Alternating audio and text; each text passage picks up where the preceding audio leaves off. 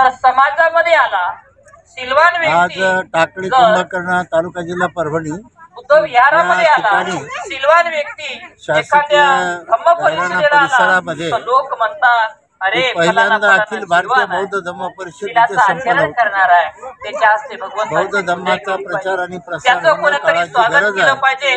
तर जो व्यक्ती शांतीचा, त्याच्या मैत्री, जीवनामध्ये बंधुत्वाचा, करुणेचा संदेश जगाला देणं आवश्यक आहे. माणूस जोडण्याचं काम बौद्ध धम्माने केलेलं आहे. या परिषदामधून निखळ शुद्ध धम्म, नैतिकता, आचरण आणि चारित्र्याविषयी शिकवणूक देणारा विचार दिला जातो. म्हणून धम्म परिषद ही आज टाकळी येथे संपन्न होत आहे. निश्चितपणाने आज 26 नोव्हेंबर हा जो भारतीय संविधान आज देशाला हे लागू करण्यात आलं बाबासाहेब आंबेडकरांच्यामुळे, तो दिवस त्यांनी निवडलेला आहे. या 26 नोव्हेंबर दिनानिमित्त आणि धम्म परिषदेच्या निमित्तानं मी सर्वांना हार्दिक शुभेच्छा देतो. धन्यवाद. Subscribe now and press the bell icon. Never miss an update.